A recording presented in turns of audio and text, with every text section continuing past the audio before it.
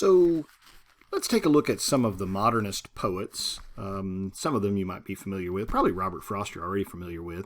But the theme of my discussion of these Frost poems anyway, and we'll get to the other two, which were amazingly short, no? Right? So you're reading all these poems and you're going, boy, this is going to be a lot of poetry, and then bam, bam, the last two were pretty fast going. Hopefully you spent some time on them. The theme of my discussion here on Frost is going to be that the Robert Frost that really was, is a little different from the Robert Frost that you may have had packaged up and delivered to you in high school. Everybody's read some Robert Frost, probably. If you haven't, you somehow escaped that. But in high school, almost everybody reads Robert Frost. And I'll tell you why. Teachers love Robert Frost. They love Robert Frost because, first of all, his poetry rhymes. And people like poetry that rhymes. They just do. They like, when you think of poetry, you think of stuff that rhymes, and Robert Frost's poetry rhymes. And some people think that if you write free verse, and it doesn't rhyme, well, it ain't a real poem, right? Which is nonsense. But they like that. It's more traditional sounding. And they also think that they can understand his works, right? Because it certainly seems on the surface that these are understandable poems. I'm going to invite you here, though, to sort of think a little bit more deeply. I'm not going to go line by line through each poem. I'm going to offer some commentary on each one, and then we're going to let the discussion session online be a place where we can explore different aspects of it, okay? So if I read poetry to you, well, it doesn't do an awful lot of good. You can read it yourself. But I am going to suggest to you that what some people think Frost's poetry means maybe is selling it a little short. And another thing that you get from a lot of high school English teachers, God bless them, is that they sort of interpret Frost in a way that's consistent with their values and their view of reality. And you can do that. It's very easy to do that. It's very easy to approach Robert Frost and say, he's a very traditional American poet. His stuff rhymes. You can understand it. It's very much in the storytelling vein. We call that narrative poetry that tells a story about someone or something, as opposed to like lyric poetry, which expresses the thoughts or feelings or ideas of the poet without a story involved, perhaps, or dramatic poetry, which is, one voice sort of giving like a monologue on a stage. Or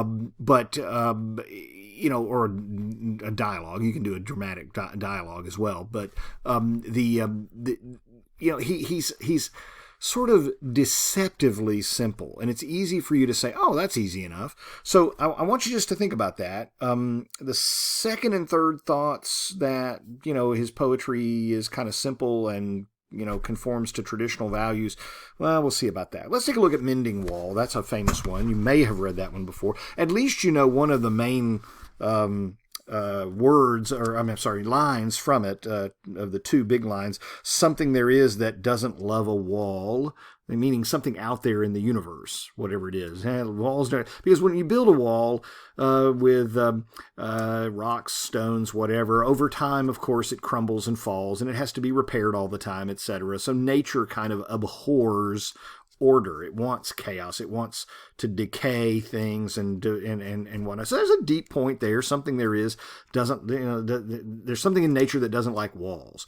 Also, nature sort of is being presented here as though it's trying to get rid of things, barriers, boundaries. It wants unity. It wants mixing and merging and things. It doesn't like order like we do, right? It doesn't like nice, neat hedgerows. It lets things grow wild or into each other and stuff. So that sends frozen ground swell under it and spills the upper boulders in the sun. I said I wasn't going to read it.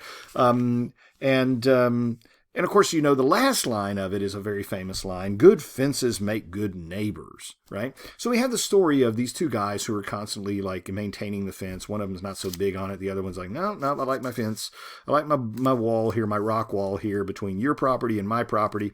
And so, the standard interpretation of it is nature is this wild, uncontrollable force, and however much we like to impose order on nature, nature will always prevail and have its own way.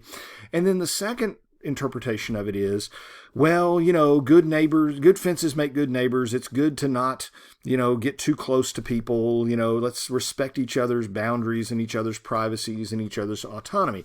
I certainly think that's in there, but I think if that's all you think about the poem, you're going to sell it short somewhat.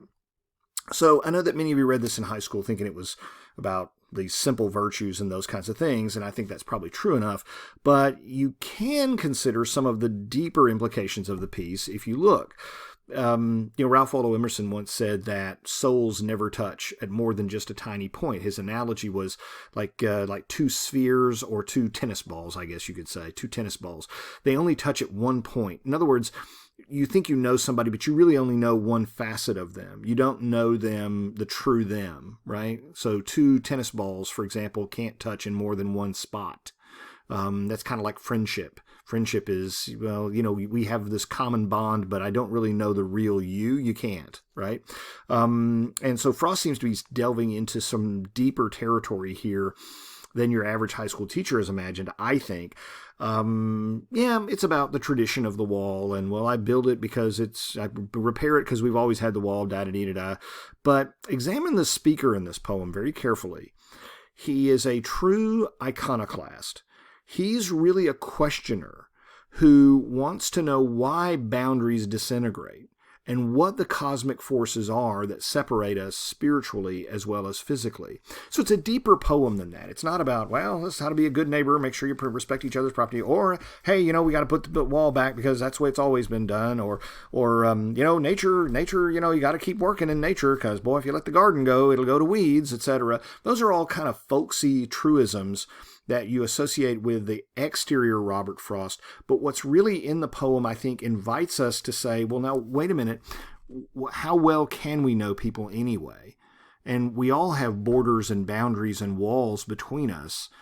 And sometimes it's worth questioning why that is and what it means and how well I can know somebody. So it's a really kind of a deeper poem than that. And I think if you read it carefully, you'll see that it is a deeper poem than that. As is a much longer poem, Death of the Hired Man, where you have just basically, and again, the teachers, high school teachers, God love them. I'm still in touch with my high school teacher of English. I love her very much. But she loves Frost, and she loves Frost because she says, oh, I love this line from this poem. Home is the place where when you have to go there, they have to take you in. Well, that's a wonderful folksy line, and it's, I guess, true. I don't know. Not my family necessarily. They're like, you don't have to take you in. Depends on your family, I suppose, doesn't it? How well you get along with them. But teachers love to latch on to that line. And again, there's always one great line in Robert Frost's poetry. But if you don't look any further than that, if you let his poetry stay simplistic, it'll stay simplistic. If you look deeper, a poem, for example, that I did not ask you to read, Stopping by Woods on a Snowy Evening, it's about contemplating suicide. And people are like, what? Yes, it's about contemplating suicide. Now, ultimately, the voice in the poem does not do it, but he at least seriously thinks about it. And so most people think, no, it's about, absence and loss and sadness, but it's not about that. Yes, it is. The woods are deep and dark, and, I can go to sleep there and be gone forever. That's death. It's about death. But the Death of the Hired Man, however, it's, of course, a story. It's a narrative poem because it tells a story. There's a theme about home, is where the heart is, yes. But again, this poem is about something more than that. Silas is dying. Mary and Warren, really, they don't have any legal or explicit moral obligation to allow him to stay with them, even though he worked with them for years. He used to work for them, yeah. For a long time, they paid him, right? They took care of him. That's the end of the bargain, right? A business transaction is that. That is just that. You used to work for me. That doesn't mean that, my home gets to be your hospice now. But it's not as though he doesn't have family either. I mean, he's got blood relatives. He has a brother, but he's too proud to go to him. And instead, it seems that Frost may be telling us that we construct our notions of home and of family, and that we define them ourselves. So, it's one thing to say, home is where they have to take you in, the place where when you have to go there, they have to take you in. But that doesn't answer the question of how do we construct a concept of home. This guy has a relative. We would think, most people would say, well, I need to go live with my brother, or with my son or daughter or whomever when I'm dying, but he didn't want to go there. He wanted to go where he felt home was. He had a vision of what home was, and it was there with Warren and Mary. It was not with his brother. And there's no getting away from that. Now, of course, they're very uncomfortable with this. Like, what do we do? You know, I mean, what do we do? The guy's coming here and he's dying, and what do we do? There's kind of an audacity in Silas's choice that we shouldn't overlook. It's like, no, this is my home. It's like, well, I'm sorry. No, it's not. Yeah, it is. Well, don't you have a brother? Mm-hmm. Now, he doesn't say all this, but don't you have a brother? Well, yeah, but this is where home is. I mean, home is not with my brother. I feel home here. Well, now, wait a minute. We don't have an obligation to that. Well, guess what? You know, in some cultures, if you save someone's life, you're responsible for them for the rest of their lives. In a sort of weird way, because you allowed Silas to feel at home, it's a bit like squatters' rights, right? This is my home now. And I want to die here, not somewhere else. Well, wait a minute, you can't do that. This is private property. Yeah, and I don't have a legal obligation to take care. No, you don't. Do I have an explicit moral obligation? Well, I suppose you don't have an explicit moral obligation, but there's something deep down that Silas does kind of have an odd sort of unspoken claim on this. You may not have wanted him to think of it as home, but you let him think of it as home. It went on long enough, the relationship with you and Silas went on long enough, and it was profound enough in his mind that you let him think of it as home. I don't want to trivialize this, and I certainly don't want to, dehumanize it, but suppose you took a stray dog in. The dog then is with you for a few months, and you're now going to go send him to the animal shelter. The dog's going to say, no, this is my home now. Well, now, I didn't say when taking you in that I was going to keep you. I said I would feed you and take care of you, but I didn't say I would keep you. Well, but the dog thinks this is my home, right? No, I don't want to trivialize. This is a human being, not a dog, okay? But at the same time, Frost is getting at something, is that the construct, the mental and emotional construct of where home is something that's an individual thing. An individual, remember what we said about modernism, right? An individual's perspective. This is my home. Well, I don't think of this as your home. I think of this as my property. Well, that's too bad for you because you let me do that, right? So it's very complicated, isn't it? So it's not just, well, they have to take you in because it's da-da-da-da-da. No, it's more than that. It's a kind of an almost metaphysical concept is what it is. The piece also kind of reads like a one-act play, doesn't it?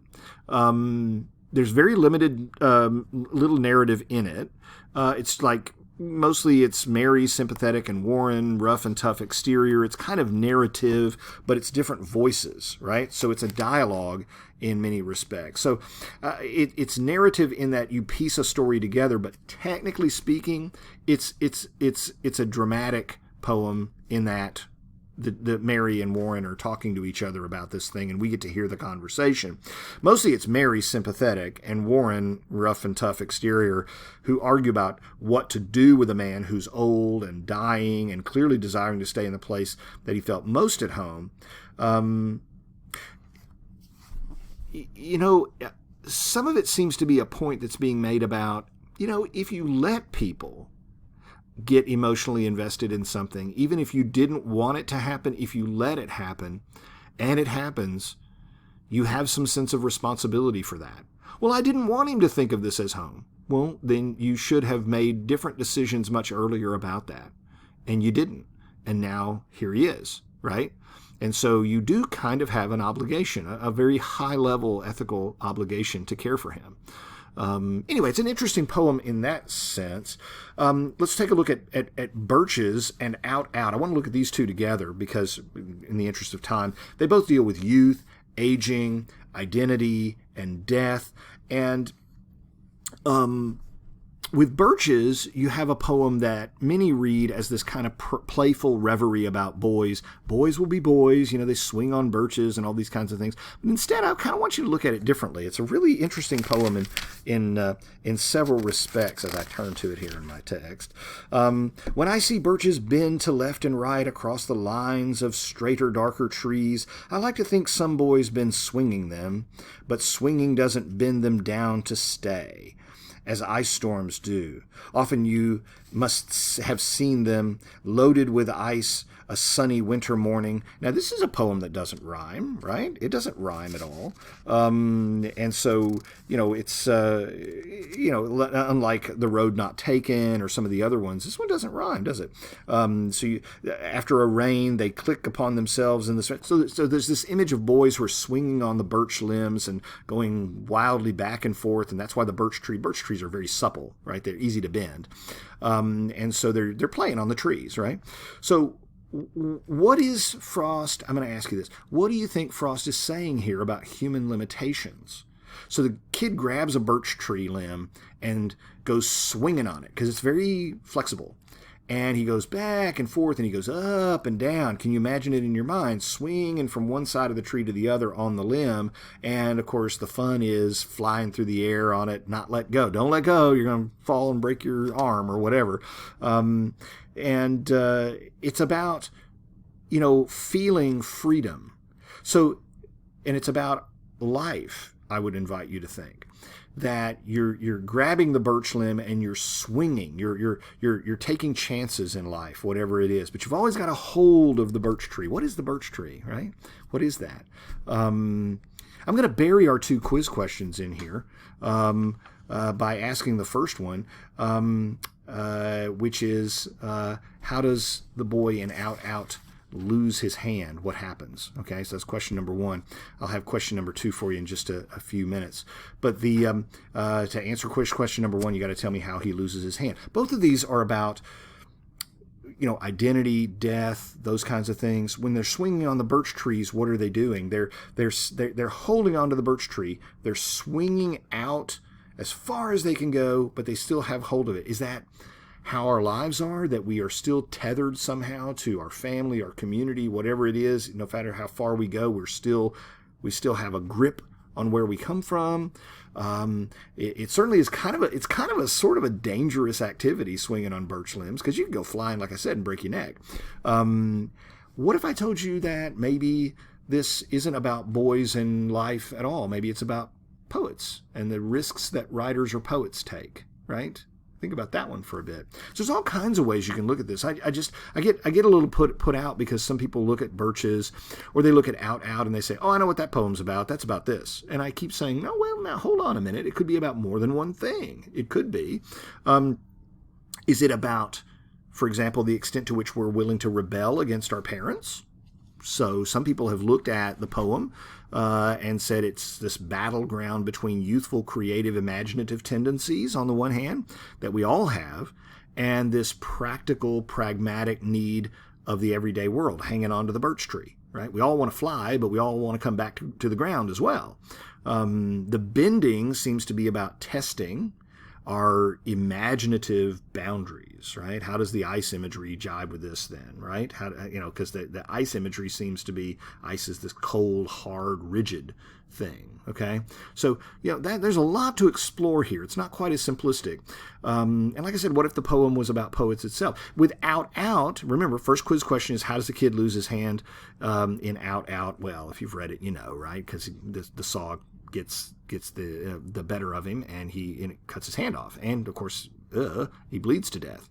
The title Out is a reference to Shakespeare's Macbeth. Okay, out, damn spot. Lady Macbeth, who has conspired in the killing of Macduff with her husband so that her husband can ascend to the throne, utters that famous line because she can't get rid of the guilt associated with having committed the murder for political purposes. The death of the boy from the power saw is tragic, and yet the ordinariness of it, the just day-to-dayness of it, if I can coin a word, the mundane aspect of it, kid dies. Happens all the time. Every day. Happens every day. And it's sad, but life goes on. That's what sort of the surface level, understandably, people look at the poem and say that's what it's about. However, there's a little bit more to it. Everyone notices how the saw is sort of personified or takes on the traits of an animal biting, right? But did you notice that how the mountains mirror the appearance of the saw as well? They're jagged, like the teeth of a saw, right? So all of nature is like the saw, unforgiving and violent. So it isn't just, bad stuff happens and it happens every day and oh gosh, isn't that something? Frost is saying something about the impersonal and cruel nature of nature. It's not just that. Think a little deeper than that. The saw is a human thing, but the mountains are not, and yet they're very similar to one another. I suppose if you went up into the mountains all by yourself on a cold winter day, you might not come down without, other than in a stretcher, right? People die of exposure, get eaten by wild animals, those kinds of things. The boy's hand is little more than than another stove-length stick to the saw. The saw doesn't care whether it's wood or human flesh. It does not care. Is the implication here that nature doesn't care about us either? In a moment of carelessness, the entire world changes for this boy's family, and his life is snuffed out, and then they go on to dinner and move on with life, right? And the famous last line, if I can find it real quick here, is they listened at his heart, little, less, nothing, and that ended it. No more to build on there. Think about his life, right? He was building on his life. He was getting his education and learning, etc. And so our lives are always a work in progress, but no more to build on there. And they, since they were not the one dead, turned to their affairs. Is that callousness, or is that just the way life is? If you don't die, you have to push on. You have to move on with your life. That's ambiguous, it seems to me, and worthy of exploration. People love, the bottom line here is, with all these poems, people love to see Frost as this kindly old New England poet who offers us some sort of traditional wisdom and he can be read for that. But I think there's a darker and a deeper and a more metaphysical aspect to Frost than people sometimes are willing to credit. Right? He read a poem, for example, at JFK's inauguration. I forget which one it is. But I think JFK largely saw him as a fellow New Englander who embodied these traditional American values of honesty and truth and thrift and all of that and clarity. And I'm not even sure JFK understood or fully appreciated that Frost was a little deeper than that. He was actually, if you read his life, he was actually a fairly atrocious person, but I'll leave that up to you. He was not a very nice man to his family members. And he taught in New Hampshire at a college, and he wasn't very nice to his students either. I hope to be nicer than Robert Frost is to you, okay? But let's take a look now. I'm going to try to keep this in one video, and I'm going to have to be quick. I forgot to change the slide here. By the way, that was the best I could do. I couldn't find two old men with a stone wall, so I had to go with wood. It's the best I could do. So I couldn't find the image that I was looking for, so I just gave up and found that. But it's two old guys with a fence, so that's kind of close enough, and a dog to boot. I want to talk to you a little bit about the Imagist poets, because Imagism as a sub-movement of modernism, I know it's getting a little complex, but it'll make sense when I explain it to you. Imagist poets are a smaller group within modernist writers. Okay, so there's the modernist movement. We talked about that in the previous video.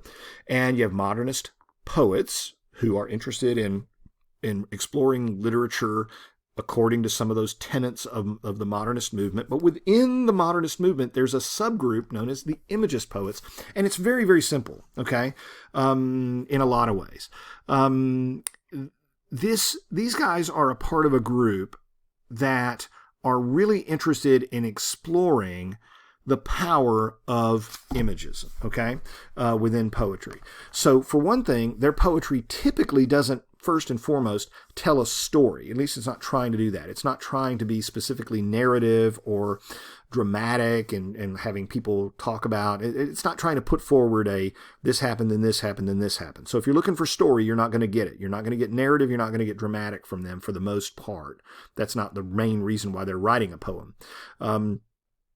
And instead, it presents us with a rich, provocative, complex image or set of images. Sometimes several, sometimes only one image. And and these images are designed to challenge our perceptions and understandings of reality, nature, human beings, all of those kinds of things on a level that is beyond the literal. Now, this is important, beyond the literal. So you say, well, why is this guy giving me, an image of some chickens and a wheelbarrow, right? We'll get to that. Because they believe that the power of an image, a single image or a set of images, is very profound, more profound in some ways than telling a story. It's the power of images to evoke emotions, associations, impressions, ideas that these poets want to explore or present. The image itself is evocative, powerful. It communicates on its own. In a way, you could say that an image sometimes tells more than a story does, if it's the right kind of image and it's within the right kind of context. That's what these guys are interested in. So when you look and you go, that's dumb, this guy gave me an image of an ice cream cone melting on a summer day.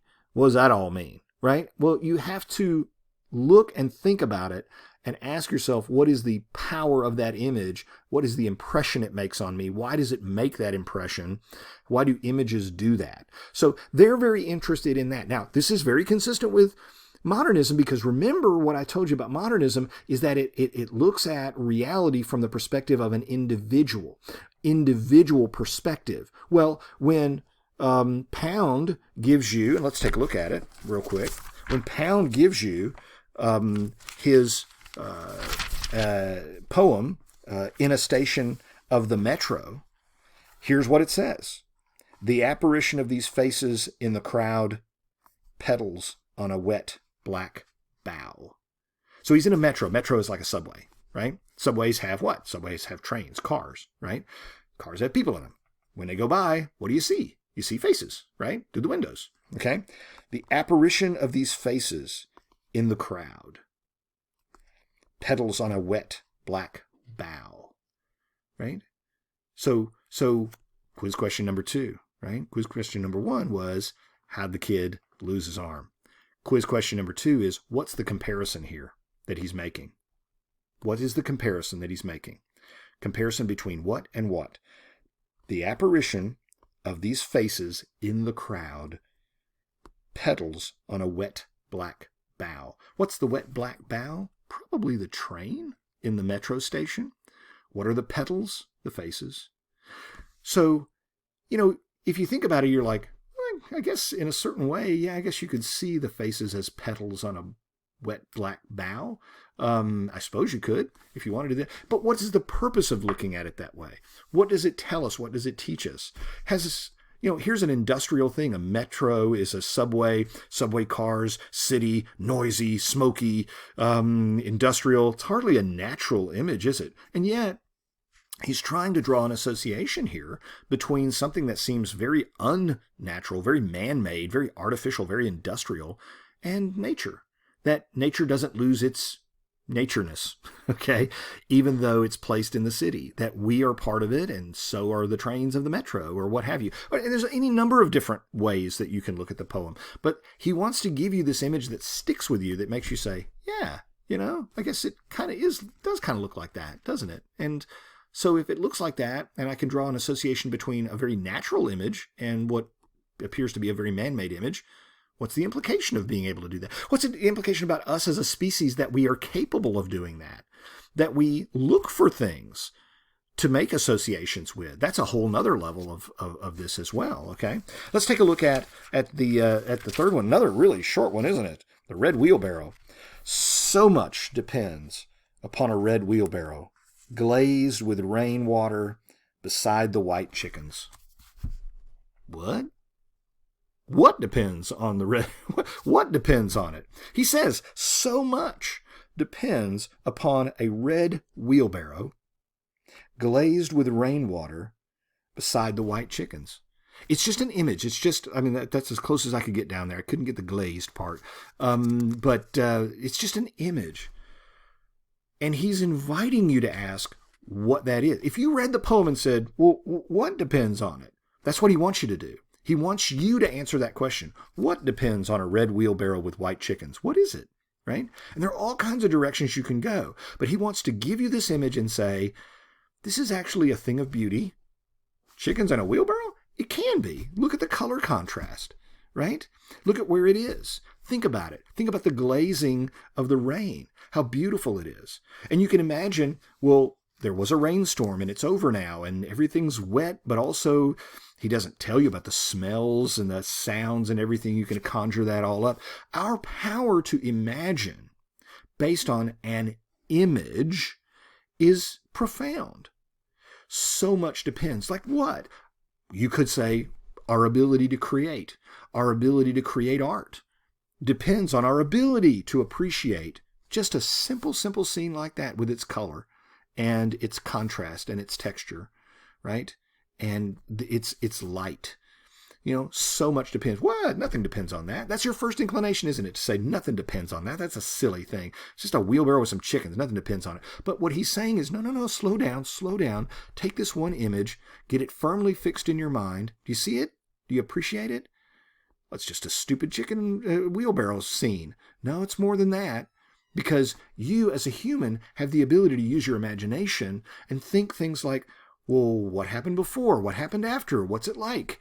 The colors, aren't they beautiful? What's the backstory to it? There are all kinds of things, right?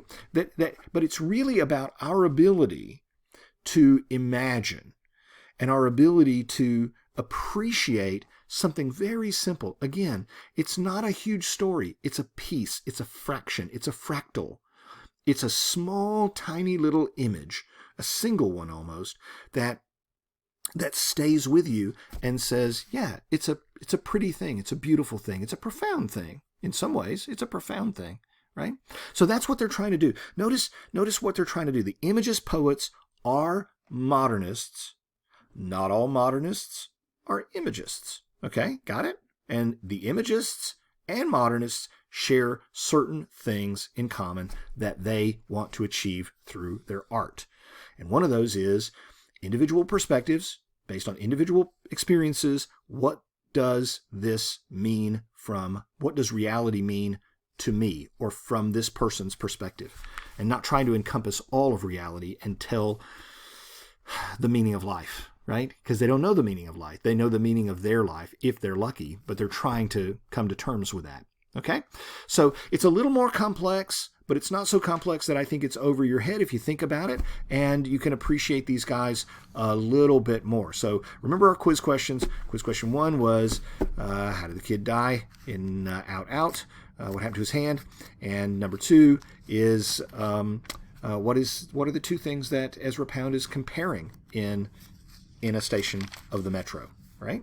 I'll also have the discussion questions, probably have 2 of them to choose from, posted for you. I'm a little bit late because of some medical things, but I'll give you a little bit more time in the email to let you know how long you have. Thank you.